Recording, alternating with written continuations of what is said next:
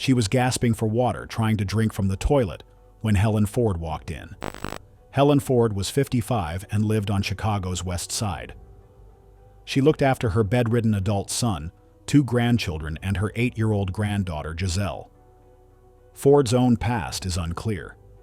Details about her upbringing and early family life are not available. At the time, Ford weighed around 275 pounds. Giselle weighed about 70 pounds just before her passing. The household was under strain. Ford's son suffered from a chronic degenerative illness. Giselle's mother was without a stable home. A state agency visited their apartment a month before the tragedy. They saw clear signs of mistreatment, but did not remove Giselle from the home. Starting in July 2013, the situation grew worse. Prosecutors said Giselle faced repeated harsh treatment.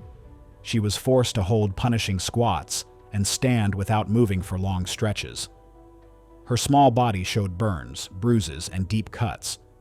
A head wound had become infested with maggots. At times, she was tied to a pole and used as a punching bag. Giselle went hungry and dehydrated. She tried to drink from the toilet. That led to more punishment. Ford and Giselle's father kept her from food, water, and rest. By then, kidney failure had set in. Finally, Giselle was strangled. That ended her life. The prosecution noted that Giselle was bright and had excellent grades. They argued that Ford's failure to care for such a promising child was especially hard to accept. Investigators found Giselle's diary. One entry read, "I hate this life because now I'm in super big trouble." Cell phone recordings showed her muffled screams. A sock gag covered her mouth as Ford and her son berated her. Weeks before Giselle's passing, a doctor discovered suspicious wounds. Yet no protective action followed. The state agency had visited just a month earlier. Giselle stayed at home until she was gone. Ford and Giselle's father, Andre, faced charges of first-degree homicide. Andre Ford passed away in jail from a heart condition before his trial. In March 2017, the court heard gruesome physical evidence, diary entries, and video clips. The judge described the case as slow, painful mistreatment from head to toe. She called it evil. Ford's defense said she was overwhelmed. They claimed Giselle hurt herself during tantrums. They asked for a lesser charge of unintentional manslaughter. The jury rejected that. They found Ford guilty of first-degree homicide. On June 7, 2017, Ford received a life sentence without the chance of release. The judge pointed to the exceptionally brutal circumstances. She noted there had been no water, no food, and no sleep. She said Ford had the ability to refuse Giselle's requests. That refusal sealed Giselle's fate. Up next is a woman whose secret habits led to 2 lives gone and a cross-country chase. Lois Rei seemed like a typical Midwestern grandmother. She was born in Rochester, Minnesota, in 1962. At 20, she married David Rei, another Rochester native who had served in the U.S. Navy. They raised 3 children together. In 2005, they moved to Blooming Prairie. David built a successful waxworm farming business. Lois ran a daycare in their home and cooked meals for local workers. Neighbors called her warm and thoughtful. She often brought homemade dishes to friends after their shifts. But things were not what they seemed. Lois had a serious gambling habit. She spent family savings at nearby casinos. Later, it came out that she had taken over $100,000 from her disabled sister's account. The court never charged her criminally. Instead, it ordered her to pay the money back. These hidden problems set the stage for what came next. In March 2018, worrying news surfaced. Lois told friends that David felt unwell. Then he stopped showing up around town. On March 23rd, police went to their farmhouse. They found David's body. He had several bullet wounds in his chest. A .22 pistol lay on the floor. A blanket covered his body. Lois disappeared that same weekend. She left in their 2005 Cadillac Escalade. Investigators later learned she used fake signatures to withdraw at least $11,000 from David's bank. Casino cameras showed her gambling soon after David's passing. In court, she said she felt trapped by debt and by her husband's behavior. She claimed he had handed her the gun during an argument and dared her to harm herself or do worse. She said she followed his words. She described shooting him, lying beside him, then covering him with a blanket. The full truth may never be known. Her next move took her far away. She drove about 1,500 miles to Fort Myers Beach, Florida, stopping to gamble along the way. There, she met Pamela Hutchinson, a 59-year-old woman who closely resembled her. They shared a meal on April 5th, caught on a security camera. Lois seemed caring and friendly. Soon after, Pamela was found with gunshot wounds in her condo, covered by a blanket. Lois stole Pamela's car and used her ID to take $5,000 from her account. Investigators say the motive was identity theft. She needed a new name and a fresh start. News of the two homicides sparked a nationwide search. Alerts went out across state lines. The U.S. Marshals set up hotlines, posted wanted flyers, and offered a $6,000 reward. On April 8th, cameras spotted her stolen Acura in Texas near the Mexico border. Authorities feared she would slip away for good.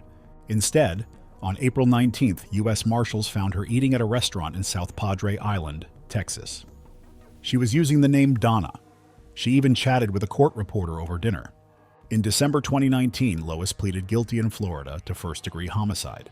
She also admitted to identity theft and auto theft. A judge sentenced her to life in prison with no chance of parole. She was then returned to Minnesota. In August 2020, during a pretrial hearing, she pleaded guilty again. The court imposed a second life term without parole. Family members spoke at sentencing. Her daughter Brianna said, "March 11, 2018 was the last time I hugged my dad. I miss my dad more than words can describe." Her son Billy told her, "You just left. We had nobody."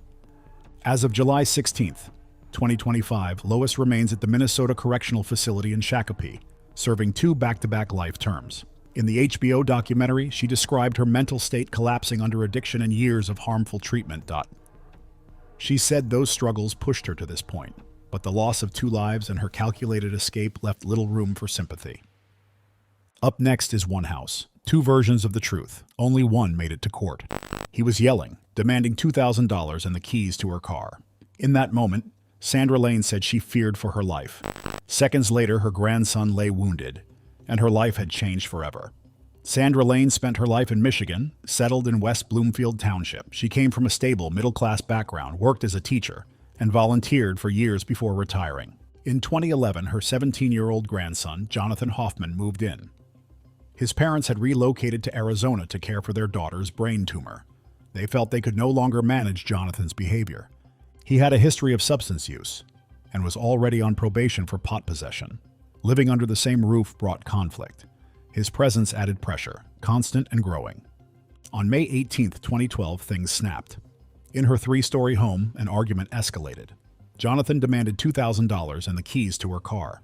Sandra believed he planned to run, possibly after failing a substance test for synthetic substances, a detail she later used in court. That day, Sandra had a Glock 17. She claimed she felt threatened. During the fight, she said Jonathan kicked and hit her. She fired once, fled to the basement, then came back and fired again while they struggled. A recording of Jonathan's 911 call became a key piece of evidence. In that call, he said, "My grandma shot me. Help. I got shot again." His voice was full of panic and fear that he wouldn't survive. At trial, the big question was whether Sandra acted in self-defense or not. Her lawyers argued she was a frightened grandmother pushed past her limits. They said Jonathan's erratic behavior made the house unsafe. They also pointed out she bought the gun in advance because she was worried about what he might do. The prosecution offered a different view. They noted Sandra had no injuries on her body. They said Jonathan was unarmed and caught off guard. They focused on the fact she fired multiple times while he begged for help. They argued that showed a deliberate act, not a sudden reaction. They described it as hunting him down with her weapon. The trial took place in March 2013 and drew national attention. Sandra was 75 when she testified. She wept as she described her fear and sorrow. When asked if she meant to take his life, she said no and added that she still loved him. The jury did not accept her self-defense claim. They found her guilty of second-degree unlawful taking of life and guilty on a firearms charge. In April 2013, she received 20 to 40 years for the homicide charge. A mandatory 2-year term for using a firearm was added on top. That meant at least 22 years behind bars. Sandra appealed, arguing the court wrongly excluded evidence of Jonathan's threatening words. In October 2014, Michigan's appeals court upheld her conviction and her sentence. She was 75 at conviction. She won't be eligible for early release until she's at least 97. That means she will spend her later years in prison. The next grandmother took the kids in to keep them out of foster care, but one never made it out alive. Patricia Ricks was born in 1950. She was in her 70s when these events took place. She lived in Nash County, just outside Rocky Mount, North Carolina. Her family life seemed steady. They attended church together. She helped care for her grandchildren and kept a busy household. When Ricks turned 71, she began raising her daughter's children, who ranged from 3 to 15 years old. Her attorneys said she stepped in so the children would not enter foster care. Neighbors and church members described her as a caring grandmother. Her son, Frederick Lane, and other relatives said she had always been devoted to her family. They agreed that nothing like this had ever happened before. On February 7th, 2023, Ricks's 8-year-old granddaughter, Crystal Lane, was found with severe head injuries. Multiple bones were broken and she had serious internal trauma. She never regained consciousness. She passed away shortly after arriving at the hospital. Investigators found signs of harsh mistreatment. A household plunger had been used to strike Crystal. Marks suggested a taser had also been involved. Red stains were visible in the master bedroom and bathroom. First responders noted that the child was cold and unresponsive when they arrived. Weeks earlier, school staff had seen Crystal with bruises that left her face almost unrecognizable. She told them she had been struck for refusing to use lotion after a shower. That report should have triggered a removal from the home, but it did not. In December 2022, Social Services opened an investigation. According to state records, the agency did not interview enough witnesses. They did not arrange proper medical follow-up. They did not keep a close watch on Crystal's well-being. Because of these lapses, she stayed in Ricks's care despite clear warning signs.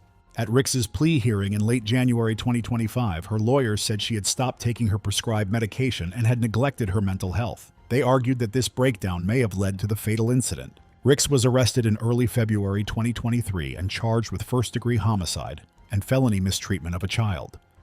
Officials stated that the 8-year-old had suffered such extreme injuries that she could not survive. In court, Ricks was confined to a wheelchair and appeared shaken. The judge paused often to confirm she understood the charges. She spoke with difficulty, sometimes breaking down. Ricks said, "It was an accident when it happened. I love all of my grandkids. I took those kids because their parents didn't want them." A Cooper's elementary staff member later testified that Crystal was almost unrecognizable, struck so severely.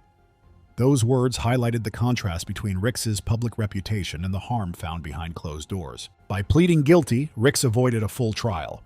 The judge sentenced her to life without any chance of release. Because of her age and health needs, she will serve her sentence in a facility equipped with medical and mental health support. As part of her sentence, Ricks will undergo ongoing mental health evaluations.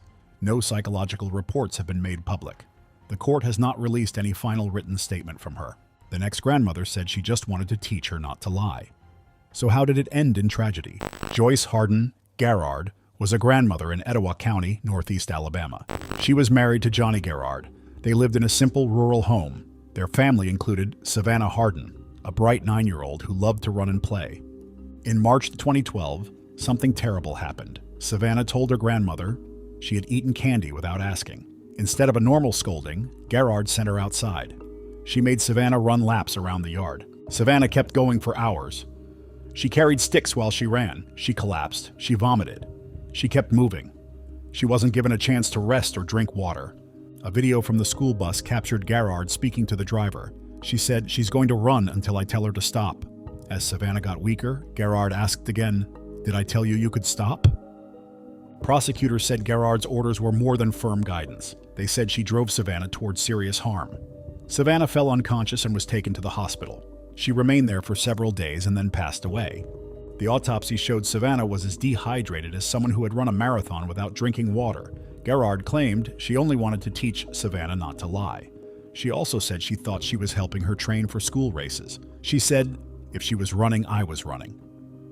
But Savannah had begged to quit. She was on all fours when she asked to rest. Gard still would not stop. That refusal turned a punishment into something far more harmful. In March 2015, Gard went on trial for ending Savannah's life. The state compared her to a drill instructor who left a child with no chance to refuse. Nurses testified that Gard changed her story about how Savannah fell, once saying it was on the steps, then saying it was inside the house. Her defense described Gard as a caring grandmother who lost control in a strict moment. They asked how she could teach a lesson if Savannah was gone. The jury found Gard responsible for Savannah's passing. They had to choose between sending her to prison for life or letting her face the state's highest penalty. By a 7-5 vote, they chose life in prison without any chance of release. The judge agreed. Under Alabama rules, that usually means spending the rest of one's days behind bars. As the sentence was announced, Gard held her lawyer's hand. She said that if she could change anything, she would bring Savannah back. Her final words in court were simple. "If I could have anything in the world, it would be to have my granddaughter back."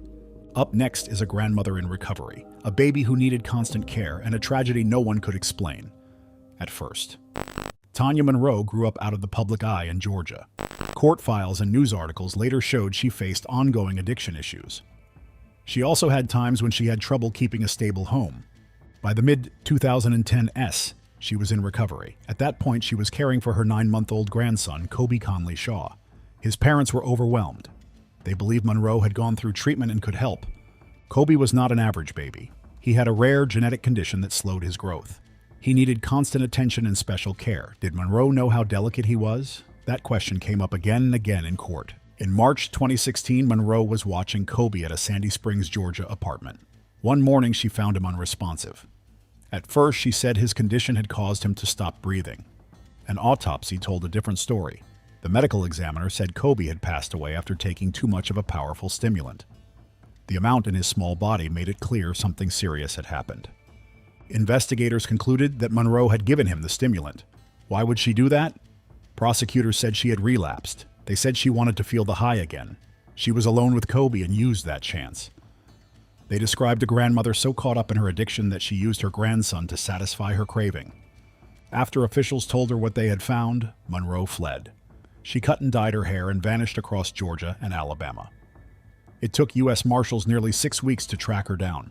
Monroe faced 5 counts. 1 was intentional fatal harm, 2 were counts of fatal harm, another was first-degree cruelty to a child.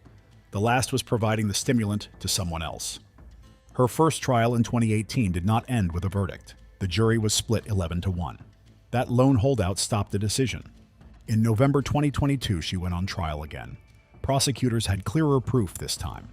They had the toxicology tests. Experts said the act was deliberate. Records showed she ran when she learned the test results. They argued it was not an accident, it was a choice with fatal results. On November 15, 2022, a jury in Fulton County found Monroe guilty on all counts. At her sentencing hearing on December 6, 2022, the judge gave her life in prison without any chance of release. Court leaders highlighted the teamwork between local officers and federal marshals that led to her capture. Now you will learn about the grandmother who left her toddler inside an oven. Carolyn Jones was a 48-year-old grandmother living in Shaw, Mississippi. Shaw is a small town in the Delta region, about 100 miles northwest of Jackson.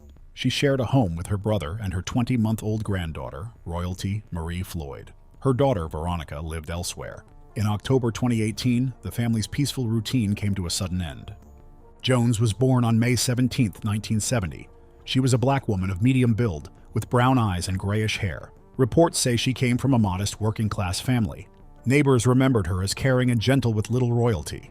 That made what happened next even harder to understand. One evening in October 2018, Jones's brother returned from work. He found Royalty inside the still-warm oven. Royalty showed multiple wounds from a sharp object. She was still alive when she was placed in the oven. The sight shocked everyone involved. An autopsy confirmed Royalty was alive when the oven was turned on.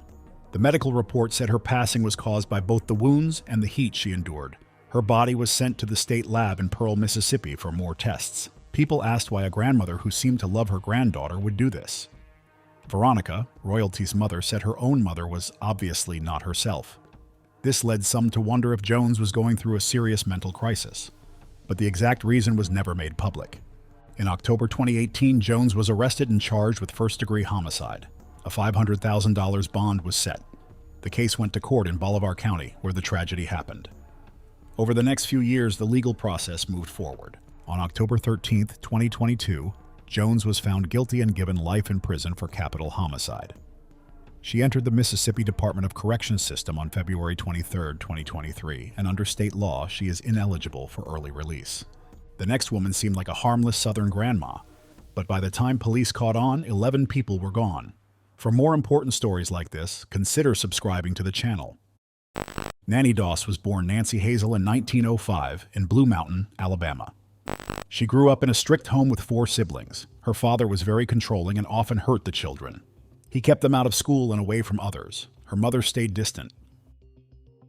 When Nanny was 7, she hit her head on a train. After that, she had frequent headaches, fainting spells, and long bouts of sadness. As a teenager, she devoured romance magazines and Lonely Hearts columns. Life on the farm felt dull. She longed for love and an ideal partner. At 16, she married Charlie Braggs. She hoped for a happy home. Instead, she had 4 children and a strict mother-in-law. In 1927, 2 of her daughters, ages 4 and 5, became violently ill after eating food at home. They did not survive. Soon after, Charlie left. Their first daughter, Melvina, was taken from Nanny by authorities.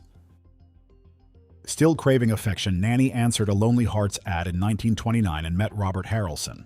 They stayed together for 16 years. He struggled with heavy drinking and forced himself on her. In 1945, she laced his drink with rat poison. He fell ill and stopped breathing shortly after. Not long after, she met Arlie Lanning through another ad. In 1952, doctors said he passed away of natural causes. Nanny collected the insurance money. Her mother-in-law passed away soon after, and Nanny received another payout. Next, she married Richard Morton, found through a dating service. He was unfaithful. 3 months later, she mixed arsenic into his coffee. He became sick and passed away. Her final marriage was to Samuel Doss, a church minister. They wed in Oklahoma in June 1953. He disliked her reading habits. In October 1954, he fell suddenly ill. Hospital tests revealed arsenic in his system. That led to her arrest. Between 1927 and 1954, 11 family members in Nanny's life passed under suspicious circumstances. They included her 2 young daughters, a granddaughter who was pierced by a hatpin, a grandson who could not breathe, 4 husbands, and even her own mother. People wondered why she did it. She did collect money from life insurance after each passing. Yet Nanny later claimed she wasn't driven by money. She said she was chasing a perfect partner, a longing born from Lonely Hearts columns. After Samuel's passing, a doctor insisted on a deeper exam. They found enough poison to harm a horse. In October 1954, Nanny was taken into custody. In court, she admitted to ending the lives of 4 husbands and many relatives. Prosecutors focused on Samuel's case. On May 17, 1955, she pleaded guilty in Tulsa County. Because she was a woman, they did not seek the harshest penalty. She was sentenced to spend her life behind bars. Now, what about a grandmother who was praised by everyone until the bodies were dug up? Janie Lou Gibbs was born Janie Lou Hickox in 1932 in Coeur d'Alene, Georgia. She grew up in a modest church-centered town. She later married Charles Gibbs. Some records call him Marvin. Together, they ran a home daycare. Janie was active in her local church. Neighbors saw her as a model mother, grandmother, and devout Christian. She used that image to hide her true plans. From January 1966 to October 1967, Janie poisoned her own family with arsenic. Her targets were her husband, 3 sons, and a grandson. Each time, the sudden passings looked like natural illness. No one suspected foul play. In early 1966, her husband grew ill after dinner she had prepared. She later sent him soup in the hospital. Doctors blamed liver disease. Janie then collected the life insurance payout. She donated most of that money to her church. This deepened everyone's trust in her. About 8 months later, her youngest son Marvin, age 13, collapsed. Medical staff said it was hepatitis. Janie again claimed the insurance funds and gave them to the church. People praised her for her generosity. In January 1967, her middle son Melvin, age 16, showed signs of muscle trouble. He passed away shortly after. Once more, Janie got the insurance money. She used it to support church projects. By late 1967, only her oldest son Roger, age 19, and his baby son Ronnie, age 8 months, remained. Within a month, both fell ill. Roger had just become a father. He passed away with arsenic in his system. Ronnie also grew weak and then passed away from similar symptoms. Each loss came with a new insurance payout and another round of church donations. Janie's plan seemed foolproof. Her confidence in the doctor's diagnoses must have been high. The sudden losses of Roger and baby Ronnie finally tipped off a local doctor. He noticed the unlikely pattern. He asked the state lab to test samples. On December 25, 1967, ironically Janie's own birthday and Christmas Day, authorities exhumed all 5 bodies. Each showed arsenic poisoning. That same day, Janie Lou Gibbs was arrested. On February 7, 1968, a jury decided she was not fit to face charges. She went to Central State Hospital for evaluation. By late 1974, doctors said she was able to stand trial. At her court hearings, prosecutors presented a statement she had given on the day of her arrest. In it, Janie admitted she had poisoned her husband, her 3 sons, and her grandson over nearly 2 years. A judge ruled her admission was made freely after she was informed of her rights. A jury found her responsible on 5 counts. In early 1968, she received 5 life sentences, 1 for each family member she had poisoned. While serving time at Hardwick Women's Prison, Janie followed the rules and earned a reputation as a model inmate. Despite this, her requests for early release were denied. In 1999, after doctors diagnosed her with Parkinson's disease, officials allowed her to leave prison and move in with her sister. Janie spent her final years in a nursing home in Douglasville, Georgia. She passed away peacefully on February 7, 2010, at the age of 77. By the time the next woman married her 5th man, the coffin was already in the basement. Tilly Clemck was born Otilia Guburek in 1876. Her family moved to Chicago when she was about 4. They settled in the neighborhood known as Little Poland. She grew up and spent most of her adult life there. In 1895, she married Joseph Mitkiewicz. Neighbors praised her as a good cook. They also whispered about dreams she claimed would predict when someone would pass away. Between 1914 and 1921, she wed 4 different men and had 1 earlier boyfriend. Each man fell ill soon after joining her household. Her first husband, Joe Mitkiewicz, suffered heart trouble and passed away in early 1914. A month later, she married Joseph Ruskowski. He too fell ill within months and did not recover. Her boyfriend Guskowski became very sick after eating candy she made. He later did not survive. Another boyfriend, known only as Myers, simply disappeared. In 1919, she married Frank Clemck. Frank fell ill suddenly in their home on North Winchester. Tilly sat by his bedside knitting a mourning hat. She told friends, "It won't be long now." She even bought a cheap coffin and stored it in their basement. Frank passed away in April 1921. After that, Tilly collected about $675 from his life insurance. In mid-1921, she married Joseph Clemck. He also began to fail in health. Doctors ran tests and found arsenic in his system. He spent months in hospital but pulled through. Investigators then exhumed the graves of her previous husbands, cousins, her granddaughter, and even some pets. All showed signs of arsenic exposure. As many as 20 people had fallen ill after eating meals prepared by her. 14 did not survive. Among those who passed away were Sophie and Ben Sturmer, the twin children of her cousin Nellie Kulik, and Nellie's granddaughter Dorothy. Those children became ill in 1917. It became clear why these tragedies happened.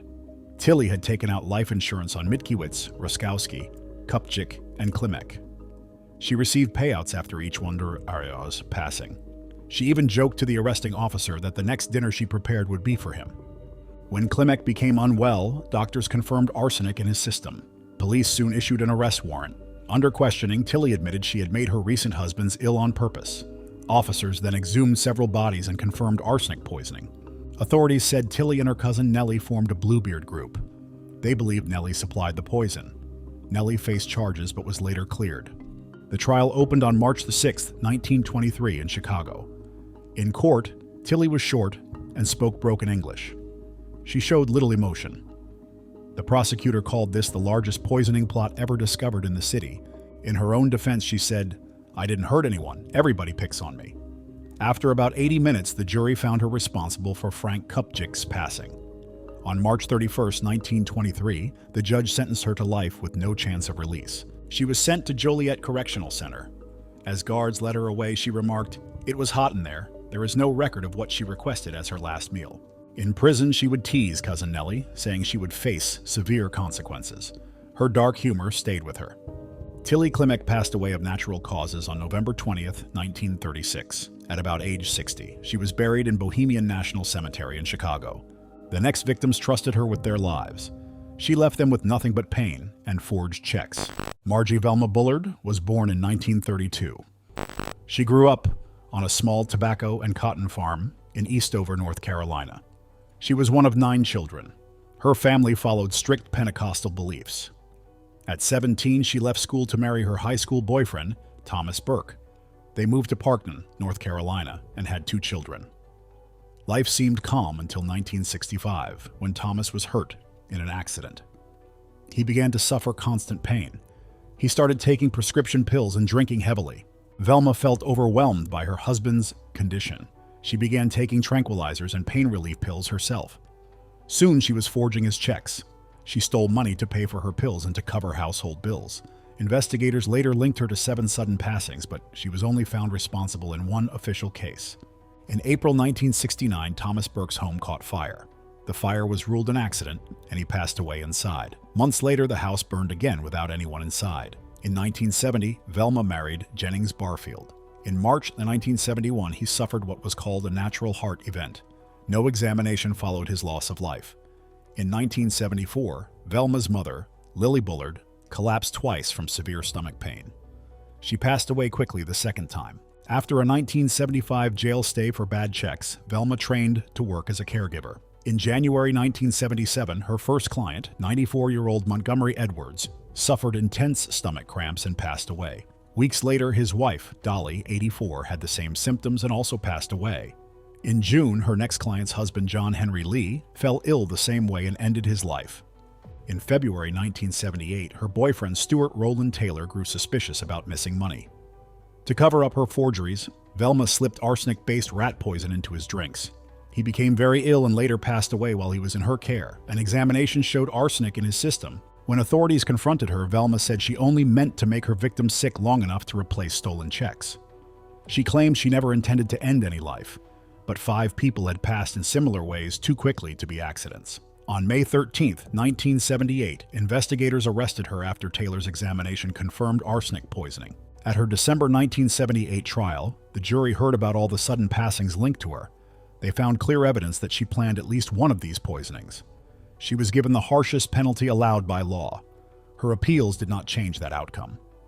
While she awaited her final sentence at Central Prison in Raleigh, Velma became a born-again Christian. She spent her days praying, studying the Bible, and even offering support to other inmates and guards.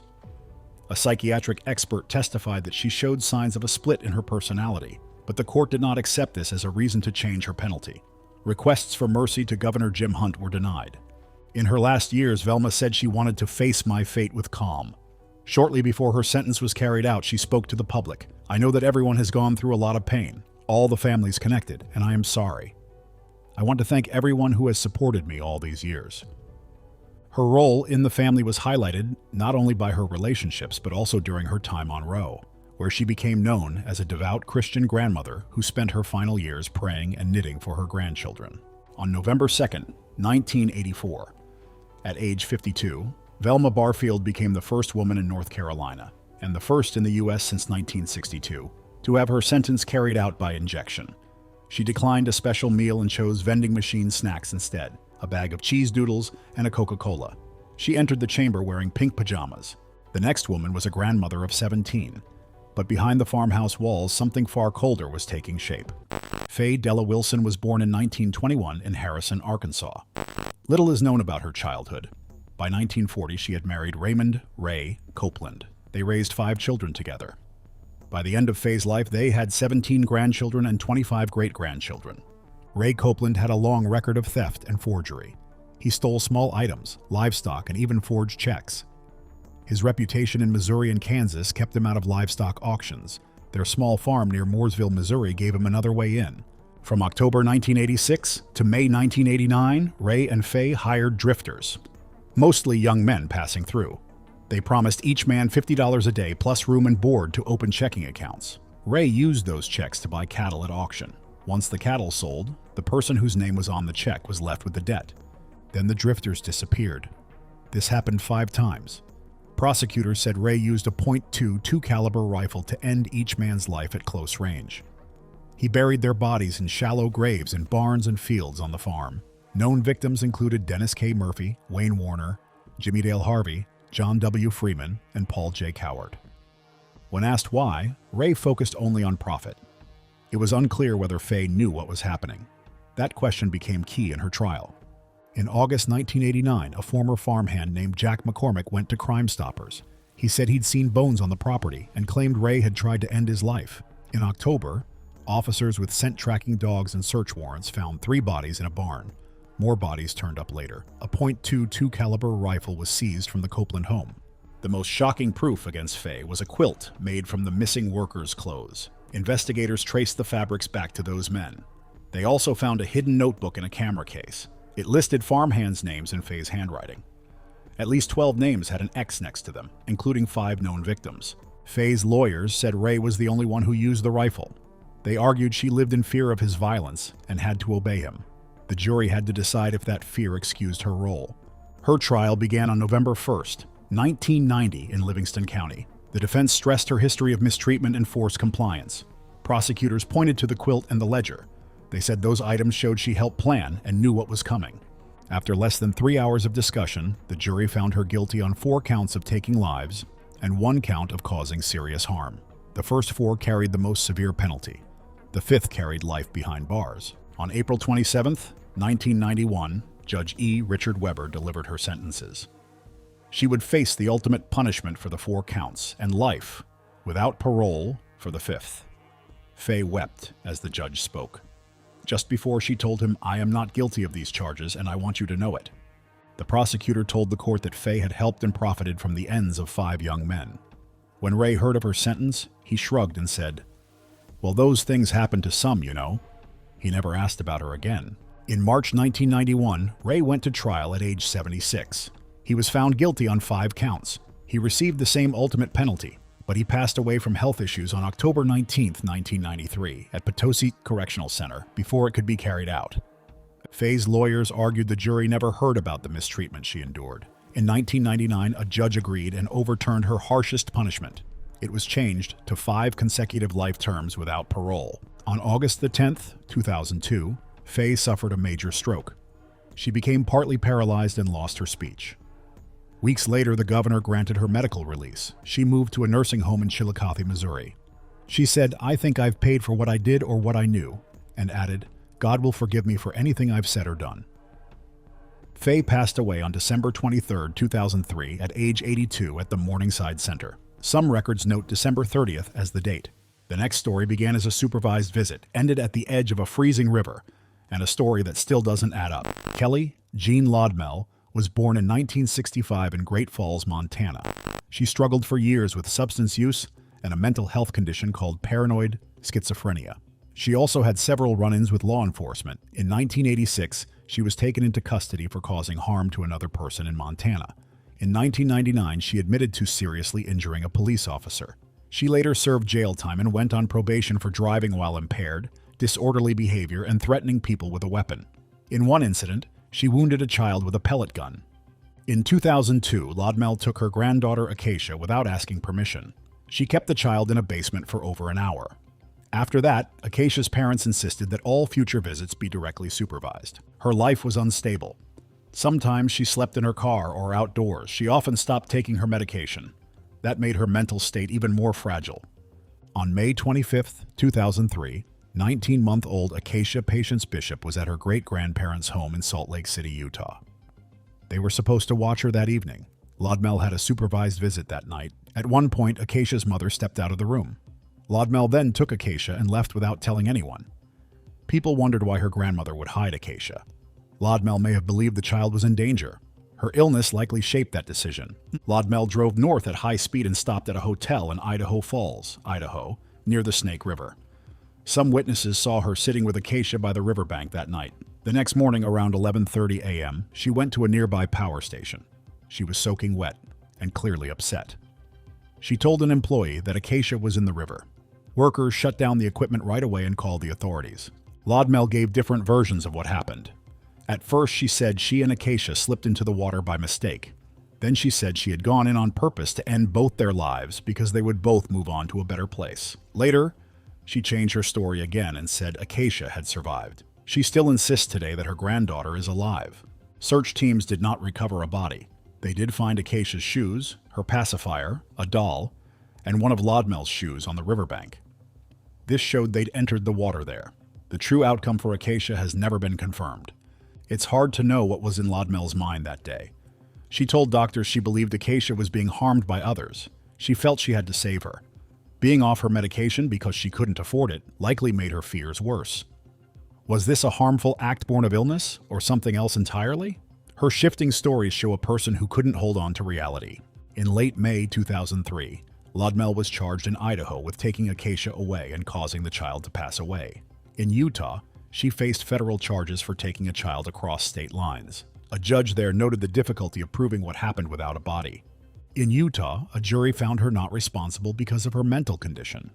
Doctors confirmed her diagnosis of paranoid schizophrenia with severe delusions.